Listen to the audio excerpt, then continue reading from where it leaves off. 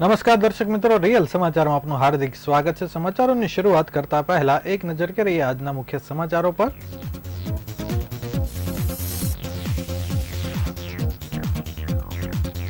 પશ્ચિમ બંગાળની સંદેશ ખાલીની ઘટનાને લઈ યુનિવર્સિટીના ગેટ પાસે વિરોધ પ્રદર્શન સાથે મમતા બેનર્જીના પુતળા દહન। શૂટિંગને પ્રોત્સાહન આપવા નર્મદ યુનિવર્સિટી દ્વારા શૂટિંગ રેન્જ ઊભું કરાશે।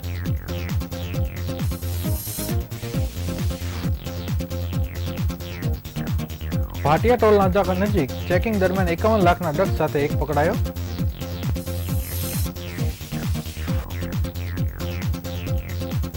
અમરેલીમાં પરસ્ત્રીના સંબંધમાં પત્નીને મોતને ઘાટ ઉતારનાર પતિની ધરપકડ।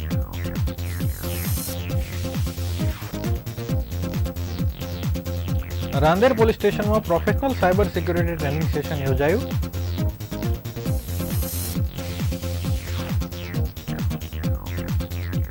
સ્મીમેર હોસ્પિટલમાં ચોરી કરતી મહિલા ગેંગ સીસીટીવીના આધારે ઝડપાઈ।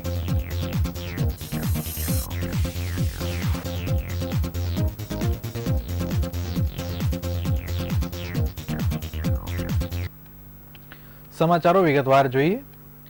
પશ્ચિમ બંગાળના તૃણમૂલ કોંગ્રેસના નેતા દ્વારા કરાયેલ મહિલાઓ પર અત્યાચાર અને અઘટિત આરોપના પગલે દેશભરમાં ઠેર ઠેર વિરોધ વંટોળ જોવા મળી રહ્યો છે, જેના વિરોધમાં આજરોજ સુરત ખાતે વીર નર્મિત દક્ષિણ ગુજરાત યુનિવર્સિટી બહાર અખિલ ભારતીય વિદ્યાર્થી પરિષદ દ્વારા મમતાનું સરકારનું પુતળાનું દહન કરે ભારે વિરોધ નોંધાવવામાં આવ્યો હતો। મહિલાઓના અપમાન બદલ મમતા સરકાર માફી માંગે, ટિપ્પણી કરનાર આગેવાન તેમજ તેના વિરુદ્ધ કડક કાર્યવાહી કરે તેવી માંગ કરવામાં આવી છે। પશ્ચિમ બંગાળમાં આવેલ સંદેશ ખાલીમાં તૃણમૂલ કોંગ્રેસના આગેવાન નેતા શાહબાજ ખાન દ્વારા મહિલાઓ પર અત્યાચાર અને અઘટિત આરોપ મૂકવામાં આવ્યા હતા। તૃણમૂલ કોંગ્રેસના નેતા દ્વારા કરાયેલ આ ગંભીર આરોપના પગલે દેશભરમાં વિરોધના સૂર ઉઠ્યા છે। મમતા સરકારને ઘેરવા માટે વિપક્ષે પણ એક મુદ્દો મળી ગયો છે। પશ્ચિમ બંગાળમાં એક મુખ્યમંત્રી મહિલા હોવા છતાં મહિલાઓનું સન્માન ન જળવાતા મહિલાઓને પણ ભારે રોષની લાગણી પ્રવર્તી રહી છે, જેના પગલે આજરોજ સુરત ખાતે અખિલ ભારતીય વિદ્યાર્થી પરિષદ દ્વારા મમતા સરકાર અને તૃણમૂલ કોંગ્રેસના નેતા સામે દેખાવ અને વિરોધ નોંધાવવામાં આવ્યો હતો। અખિલ ભારતીય વિદ્યાર્થી પરિષદ દ્વારા વીર નર્મદ દક્ષિણ ગુજરાત યુનિવર્સિટી ખાતે મમતા સરકારનું પુતળા દહન કરવામાં આવ્યું હતું।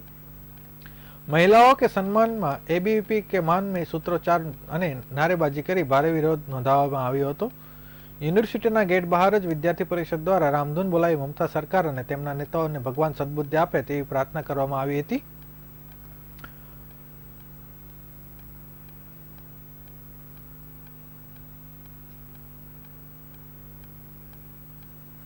શાહ શિખા રીતેશભાઈ, હું અખિલ ભારતીય વિદ્યાર્થી પરિષદની કાર્યકર્તા અને આપણા જે સાંભળવામાં આવ્યું છે કે આપણા વેસ્ટ બેંગોલની અંદર મમતા બેનર્જીએ એમની જે સત્તાની અંદર જે હાલમાં જે થઈ રહ્યું છે તે એકદમ સખત વિરોધ કહેવાય। કારણ કે નારી જ્યારે સુરક્ષિત નથી, જે એટલે મીન્સ નારી પોતે જે સત્તા સંભાળે છે ને એની અંદરમાં જ એક નારી સુરક્ષિત નથી, તો આ કેટલો આપણા આખા હિન્દુસ્તાન માટે બહુ ભારે પ્રશ્ન કહેવાય કે નારીની સુરક્ષા। આજે નારી માટે કેટલું બધું કહેવામાં આવ્યું છે, નારીને આપણે દેવી માનીએ છીએ, એની પૂજા કરવામાં આવે છે, બરાબર ને? તો આપણે એ નારી ઉપર કેવી રીતે હાથ ઉઠાવી શકીએ? એ નારી ઉપર કેવી રીતે આપણે એને એના ગેરમરજી અગર આપણે એનો શોષણ કરીએ? એ બહુ સખત ખરાબ કામ થઈ રહ્યું છે। દરેકને નાનપણથી શીખવાડવામાં આવ્યું છે કે નારીને એક માન સન્માન મળવું જોઈએ। આજે આપણી સરકાર એ બાબતે ઘણા પ્રયત્નો પણ કરે છે। આપણી સરકાર આપણને નારીને આગળ વધવા માટે કેટલી બધી સુવિધાઓ પૂરી પાડે છે, અને આવા જ્યારે આવા લોકો મેદાનમાં ઉતરે ત્યારે એ લોકો પોતે જ આવા કામ કરે છે।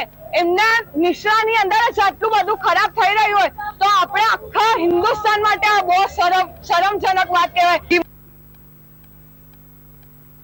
સોમવારે વીર નર્મદ દક્ષિણ ગુજરાત યુનિવર્સિટીની બોર્ડ ઓફ મેનેજમેન્ટની બેઠક યોજાઈ હતી, જેમાં યુનિવર્સિટી કેમ્પસ ખાતે 10 મીટર રેન્જ સાથે શૂટિંગ રેન્જ બનાવવા માટેનો પ્રસ્તાવ મૂકવામાં આવ્યો હતો, જેને મંજૂરી આપવામાં આવી છે। માટે બોર્ડ ઓફ મેનેજમેન્ટ દ્વારા 7 લાખના ફંડને પણ મંજૂરી આપવામાં આવી છે। ખેલો ઇન્ડિયા યુનિવર્સિટી વિદ્યાર્થીઓએ ભારતભરમાં 7 રકમ મેળવ્યો હતો।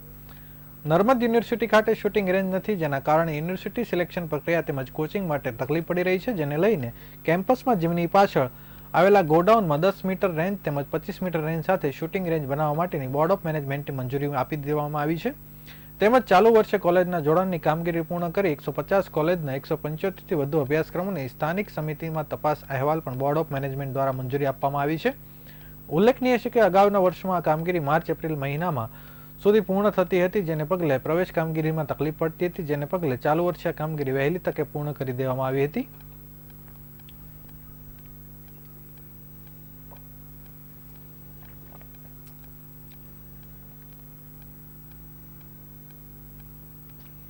સુરતમાં ફરી એકવાર ડ્રગ્સ મળી આવ્યું છે. સચિન ભાટિયા ચેકપોસ્ટ પાસેથી ડ્રગ્સનો જથ્થો મળી આવ્યો છે. અંદાજે 51 લાખની કિંમતના ડ્રગ્સના જથ્થા સાથે 3 આરોપીઓને ઝડપી પાડવામાં આવ્યા છે.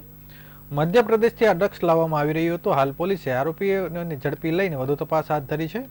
પોલીસે કહ્યું હતું કે એસઓજી અને ક્રાઇમ બ્રાન્ચ દ્વારા ડ્રગ્સ ઝડપી પાડવામાં આવ્યું છે. બાતમી મળી હતી કે મધ્યપ્રદેશથી ડ્રગ્સ લાવવામાં આવી રહ્યું છે, જેના આધારે વોચ ગોઠવવામાં આવી હતી, જેમાં સિલ્વર કલરની કારમાંથી ડ્રગ્સનો જથ્થો ઝડપી લેવામાં આવ્યો હતો. 51 લાખના ડ્રગ્સ સાથે 3 આરોપીને ઝડપી લેવાયા છે. એક નવસારીનો અને 2 આરોપી સૈયદપુરાના આરોપી છે. મધ્યપ્રદેશથી આ માલ લઈને આવવામાં આવી રહ્યો હતો. આરોપીઓએ કોને કોને ડ્રગ્સ આપવાના હતા તે અંગેની વધુ તપાસ હાથ ધરવામાં આવી છે. પકડાયેલા આરોપીના ત્રણેય કારમાં સવાર હતા. અન્ના નામનો વ્યક્તિ અગાઉ પણ ડ્રગ્સ કેસમાં ઝડપાયો હતો. 2020માં તેણે ડ્રગ્સ બનાવવાનું શરૂ કર્યું હતું. હાલ તપાસ ચાલુ છે. આપનાર અને લેનાર ઝડપી લેવામાં આવશે. પકડાયેલા આરોપી પાસેથી મોબાઈલ અને રોકડ પણ મળી આવી છે.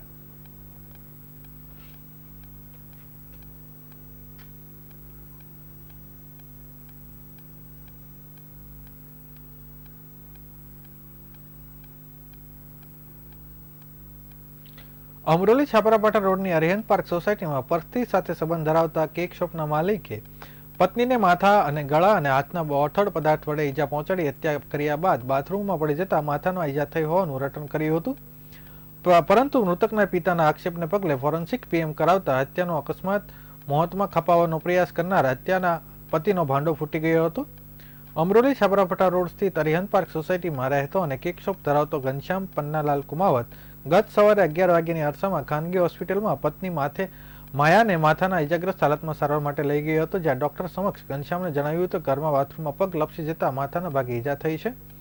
જોકે પ્રાથમિક તપાસમાં જ ડોક્ટરે માયાને મૃત જાહેર કરી હતી અને ઘટનાની જાણ અમરોલી પોલીસને કરી હતી, જેને પગલે અમરોલી પોલીસ તુરત જ ઘસી ગઈ હતી.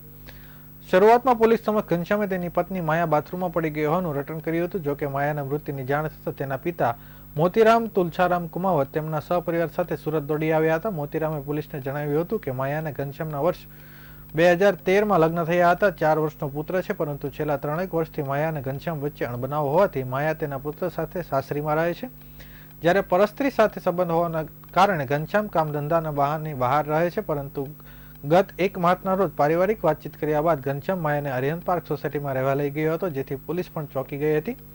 માયાના મૃતદેહનું ફોરેન્સિક પીએમ કરાવ્યું હતું, જેના માથા, ગળા અને બંને હાથમાં બોથડ પદાર્થથી ઈજા નિશાન માથાના ગંભીર ઈજા થતા મોત થયાનું જાણવા મળ્યું હતું, જેથી પોલીસે ઘનશ્યામ વિરુદ્ધ હત્યાનો ગુનો નોંધી ધરપકડ કરી આગળની કાર્યવાહી શરૂ કરી છે.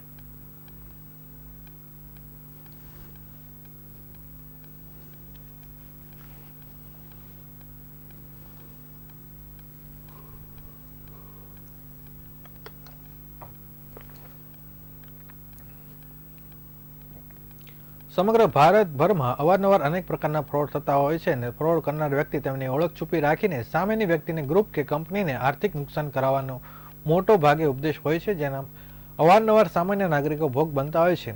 આમાં મુખ્ય ફાળો લોકોની ઉતાવળ અને ખરાઈ કરવાની બેકાળજી તેમજ તેમના પોતાની લાલચ અથવા તો ના સમજ હોય તેવું હોય છે. હાલમાં સાયબર ક્રાઇમના ઘણા કેસ આવી રહ્યા છે, જેમાં મોટાભાગે મોબાઈલનો ઉપયોગ અને વ્યક્તિની ઉતાવળ અને અજાણી વ્યક્તિને તેની ઓળખ આપી દેવી તે વસ્તુ મુખ્ય ભાગ ભજવે છે.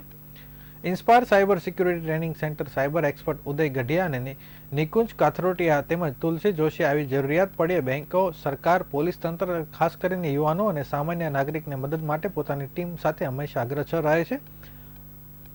ત્યારે રાંદેર પોલીસ મથક ખાતે આ સાયબર સિક્યુરિટી પર અવેરનેસ કાર્યક્રમ યોજાયો હતો. આ કાર્યક્રમમાં પીએ અતુલ સોનારા માર્ગદર્શન યોજવામાં આવ્યું હતું, જેમાં મુખ્ય ઉદ્દેશ એવો રહેલો છે કે લાખો લોકો આ સોશિયલ મીડિયાનો દુરુપયોગ કરી ફસાવી રહેલા લોકોને ભોગ બન્યા છે. આગળ જતા ફરીથી ભોગ ના બને તેને ખાસ કરીને યુવાનો આ બાબતે કાળજી રાખવી તે માટે પોલીસ કર્મીઓને ભાગ શીખવાડવામાં આવ્યું હતું અને પોલીસ કર્મીઓને ભાગ આ લીધો હતો.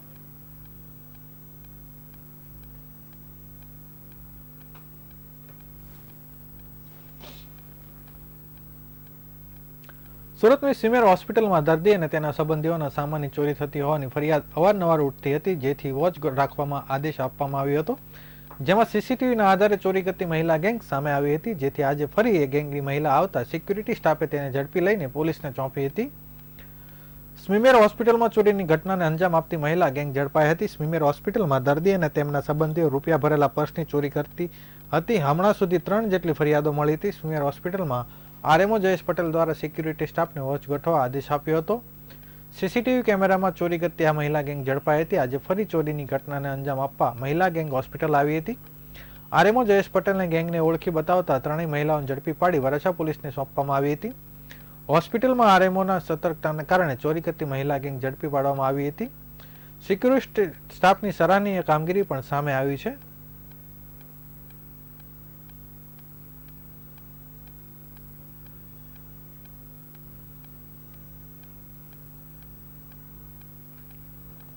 સુરતમાં વર્ષ 2020ના સુરત ક્રાઇમ બ્રાન્ચના એમડી ડ્રગ્સના ગુનામાં ફરાર આરોપી ધરપકડ કરવામાં આવી છે. આરોપી વિરામની ઉર્ફે અન્ના ઉર્ફે પાંડુરંગા આંડિયાપાનાની ધરપકડ કરવામાં આવી છે. આરોપી વિરુદ્ધ અગાઉ વર્ષ 2023માં પણ ક્રાઇમ બ્રાન્ચ પોલીસ ચોપડે NDPCSનો ગુનો નોંધાયો હતો, જે ગુનામાં આરોપી નાસ્તો ફરતો હતો.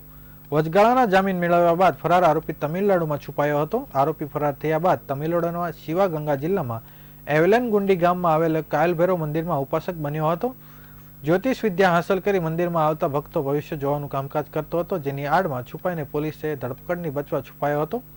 અગાઉ ક્રાઇમ બ્રાન્ચે ડુમસ ખાતેથી 1.11 કિલોગ્રામ એમડી ડ્રગ્સનો જથ્થો ઝડપી પાડ્યો હતો. જે કેસમાં ક્રાઇમ બ્રાન્ચે અગાઉ 1 કરોડથી વધુના મુદ્દામાલ સાથે 18 આરોપીની ધરપકડ કરી હતી. આરોપી પૈકી સલમાન મોહમ્મદ હનીફ ઝવેરી અને મનોજ લક્ષ્મણ પાટીલ પેરોલ પર ફરાર હતો, જેમાં સલમાન ઝવેરીની ક્રાઇમ બ્રાન્ચે નેપાલ બોર્ડર નજીક બિહાર ખાતેથી વર્ષ 2023ના જૂન માસમાં ધરપકડ કરી હતી, જ્યારે મનોજ પાટીલ સહિત અન્ય આરોપી થાણે ક્રાઇમ બ્રાન્ચે 55.53 લાખના એમડી ડ્રગ્સના બનાવવાના મુદ્દામાલ સાથે ઝડપી પડ્યા હતા.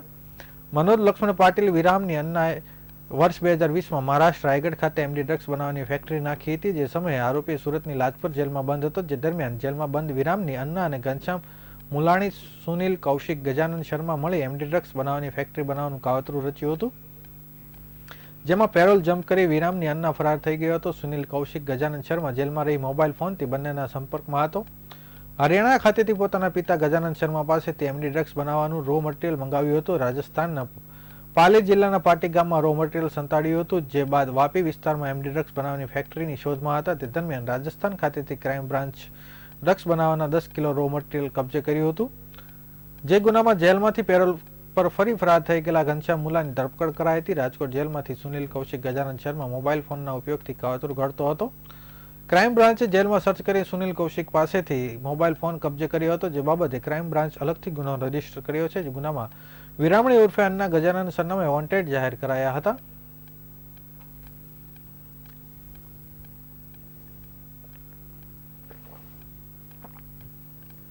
ઓટો રિક્ષામાં પેસેન્જરને બેસાડી ખિસ્સામાંથી ₹50,000 કાઢી લેવાના ગુનામાં સુરત ક્રાઇમ બ્રાન્ચ પોલીસે એક આરોપીની ધરપકડ કરી છે.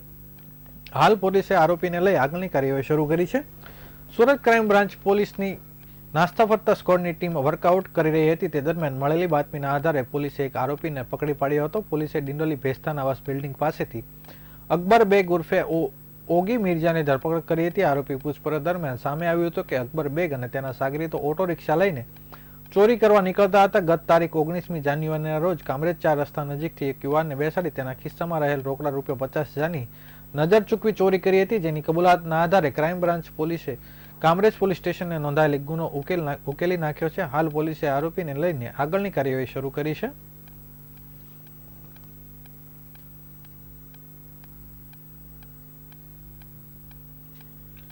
સમાચારો પૂર્ણ કરતા પહેલા ફરી એક વખત નજર કરીએ આજના મુખ્ય સમાચારો પર.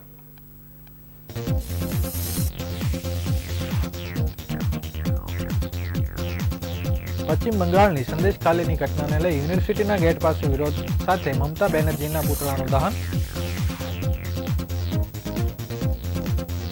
શૂટિંગને પ્રોત્સાહન આપવા નર્મદ યુનિવર્સિટી દ્વારા શૂટિંગ રેન્જ ઊભું કરાશે.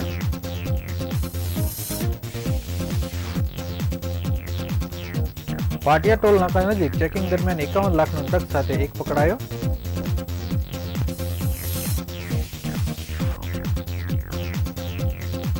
અમરોલીમાં પત્નીના સંબંધમાં પત્નીને મોતને ઘાટ ઉતારનાર પતિની ધરપકડ.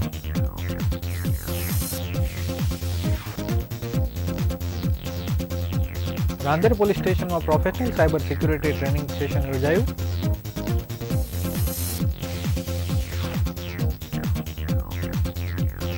નિમેરો હોસ્પિટલમાં ચોરી કરતી મહિલા ગેંગ સીસીટીવીના આધારે ઝડપાઈ.